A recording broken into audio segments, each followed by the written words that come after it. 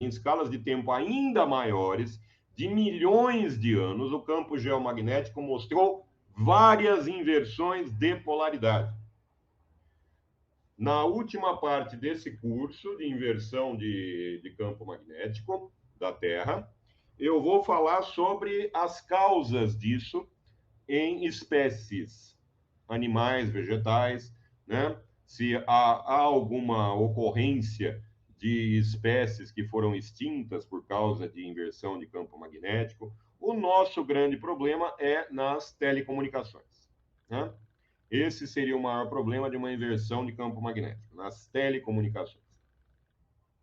Tá aí, então, a magnetosfera, aqui em cima.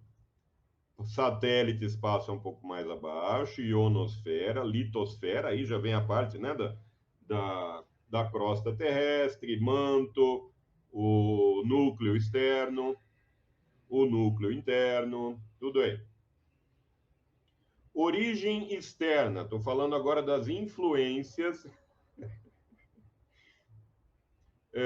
Estou falando das influências sobre o campo magnético terrestre. Então, você tem 10% de origem externa. Então, ionosfera e magnetosfera, fluxo de correntes elétricas. Ali na ionosfera que vão, aqui na ionosfera, elas vão influenciar um pouco aqui mais acima, que é justamente a magnetosfera. Então, vão se formar aqui correntes que influenciam na direção do campo magnético, inclusive. Mas 90% é de origem interna. 10%, então, na própria atmosfera, na ionosfera, que vai influenciar o campo magnético, mais 90% de origem interna, o núcleo ali. Então, o campo principal, a gente chama de campo principal exatamente aquele que se forma por conta do núcleo externo da Terra, ali que tem o manto abaixo, né? Está aqui abaixo do manto aqui, entre o núcleo interno e o manto, o núcleo externo. Ali ocorrem certas transformações, vou falar disso em detalhes na aula de amanhã. Então, origem interna, 90%, campo principal é aquele formado justamente pelo núcleo externo da Terra, e o campo crustal é de materiais magnetizados da crosta, campo crustal. Então, campo interno, campo crustal, tem espalhamento oceânico, placas tectônicas. Então, há essa influência também de materiais magnetizados da crosta terrestre. Aqui é o campo principal. Isso. Aqui é a intensidade do campo principal. Então, o campo principal, de novo, formado por conta do núcleo externo da Terra. Veja que há uma anomalia aqui, ó, bem em cima, quase em cima do estado de São Paulo, aqui no Brasil, um pouco para cá.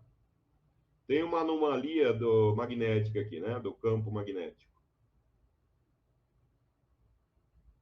Se não me engano, essa anomalia do campo magnético, ela interfere em certos tipos de satélites quando passam por aqui.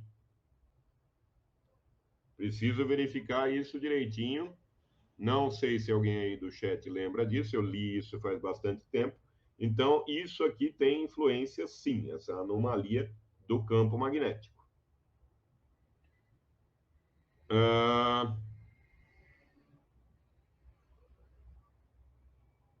Mr. Beat está aí também. Seguindo. Então, Gerard Mercator, matemático e geógrafo, realizou pela primeira vez em 1546, a partir de observações de declinação magnética, que o ponto para o qual a agulha procura não podia estar no céu, levando-o a fixar firmemente o polo magnético da Terra. Norman e Burrow, acho que a pronúncia é essa, Burrow, consolidaram posteriormente a visão de que a diretividade estava associada à Terra e até mudou o foco do polo para uma região mais próxima do centro da Terra. A culminação desse período de investigação magnética foi a publicação em 1600 por William Gilbert, médico da rainha Elizabeth I, de seus resultados de estudos experimentais em magnetismo em um tratado intitulado De Magnete. Então, outro tratado chamado De Magnete, já vimos o do Petrus, né? Então, o trabalho de Gilbert foi o resultado do acúmulo de séculos de pensamento e experimentação em geomagnetismo. Bússola magnética, usada como uma ajuda na navegação, com o resultado que os métodos para determinar a declinação magnética no mar foram desenvolvidos por navegadores portugueses. Então, o primeiro mapa geomagnético foi elaborado por Edmund Halley, o do cometa, né? Após duas viagens entre 1698 e 1700 nos oceanos Atlântico, Norte e Sul, que também levaram Halley para descobrir o desvio para o oeste de algumas características geomagnéticas. A primeira representação do campo geomagnético em forma matemática foi feita pelo matemático alemão Gauss, Carl Friedrich Gauss, em seu trabalho Allgemeine Theorie des Erdmagnetismus, de 1838. Ele calculou os coeficientes na expressão harmônica esférica para o potencial do campo geomagnético dos valores x, y e z, derivados de gráficos isomagnéticos em 84 pontos, espaçados em 30 graus de longitude, ao longo de 7 círculos de latitude. Então, tudo isso foram os dados usados por Gauss. Para esse fim, ele usou 3 cartas isomagnéticas: Barlow para declinação, 1833, Homero para inclinação, 1836, e Sabines para intensidade total, 1837. Né? Então, usando essas cartas todas como dados para os cálculos dele, o Gauss ele foi ali, então, o primeiro a representar o campo geomagnético. Depois eu vou dar uma olhada nisso aqui e passo para vocês o nome certinho do Gauss. Agora, paleomagnetismo ou magnetismo fóssil. Agora eu vou falar das pesquisas feitas a respeito do campo magnético.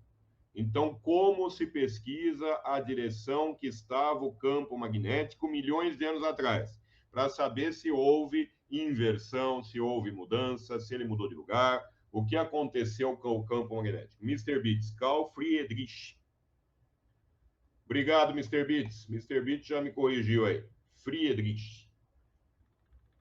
Agora está certinho o nome do Gauss. Beleza. Então, paleomagnetismo ou magnetismo fóssil. Estudo dos antigos campos magnéticos terrestres que têm informações preservadas de várias formas, indicando suas características à época. Então, nós vamos ver as várias maneiras com que, de dados que os cientistas usam para saber como era o campo magnético há muito tempo atrás. Gente, estou falando aqui de milhões de anos, né? Então, uma pesquisa para muito tempo atrás. As primeiras observações de que certas rochas foram magnetizadas paralelamente ao campo magnético foram feitas por Deleuze em 1849 e Melloni em 1853. O ferro é responsável pela cor vermelha, agora vem uma imagem muito bonita. O ferro é responsável pela cor vermelha dessas torres no Bryce Canyon, em Utah. As formações retratadas foram depositadas em lagos que existiam cerca de 70 milhões de anos atrás. Camadas sedimentares na base dessas formações foram criadas em cerca de 150 milhões de anos atrás por um mar bem raso. Medições laboratoriais de campos magnéticos de lama, siltito e amostras de rocha de arenito podem revelar a direção do campo da Terra que existia no tempo de formação de cada camada. Então, a primeira coisa para você estudar ali é a direção do campo magnético milhões de anos atrás, Justamente essas formações. Essas belíssimas formações de rocha, através delas que você consegue já pistas. Né? É uma investigação, tem que ser muito criteriosa. Olha, gente, que coisa linda, muito bonito. Esse tipo de formação geológica belíssima. É claro que é assim que você vê comportamento ali do campo magnético milhões de anos atrás, né? Estudando esse tipo de formação. Então, rochosa, vamos ver sobre essa daí especificamente o que tem. Tem outros métodos, vou falar dos outros métodos de estudo, como se sabia a inclinação do campo magnético muito tempo atrás. Então, Folgerhalter, 1899, estendeu o trabalho de Deleuze e Melloni, mas também estudou a magnetização de tijolos e cerâmica. Então, tijolos e cerâmica, é claro, muito tempo à frente, né? Quando já existia ali as pessoas que faziam jarros, faziam vasos, etc. Então, ali também é possível, nesse tipo de achado arqueológico, também é possível verificar como era o campo magnético até na época. Cadê? Aqui. Então, tijolos e cerâmica.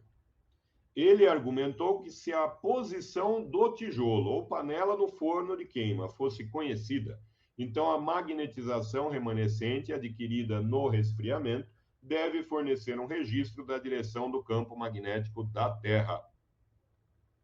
Também, então, por achados arqueológicos. Na sequência do trabalho de Folgerhalter, David, 1904, e Brunhes, 1906, investigaram materiais de rocha magnética na argila usada para tijolos e cerâmica. Então, também pesquisas em arqueologia para ver a direção do campo magnético. Em altas temperaturas do forno, o nível de temperatura Curie de argila ferrosa é excedido. Após o resfriamento e o endurecimento, os domínios de orientação na argila tornam-se magnetizados ao longo da direção do campo local da Terra. Temperatura Curie é aquela em que o metal ele perde a sua característica magnética, né? Como os tijolos são cozidos horizontalmente, os potes de argila são geralmente cozidos em posição vertical ou de cabeça para baixo, relíquias arqueológicas podem revelar o ângulo de inclinação do campo geomagnético principal. Não se esqueçam, falei sobre isso agora há pouco, o campo magnético principal é aquele que resulta da influência do núcleo externo da Terra. Mercanton, é Mercanton mesmo. Mercator é o do mapa, né? Que também fez pesquisas nessa área. Mercanton, 1926, apontou que se o campo magnético da Terra havia se revertido no passado e depois magnetizado inversamente, rochas devem ser encontradas em todas as partes do mundo com essas características, né? O uso de magnetismo fóssil em rochas foi essencial para testar a hipótese da deriva do movimento continental, né? Aí já vem o estudo das placas tectônicas. Então, você tem a Pangeia, quando todos os continentes estavam ali juntos, depois eles foram se separando, mas que é um assunto a partir daqui que eu vou falar amanhã.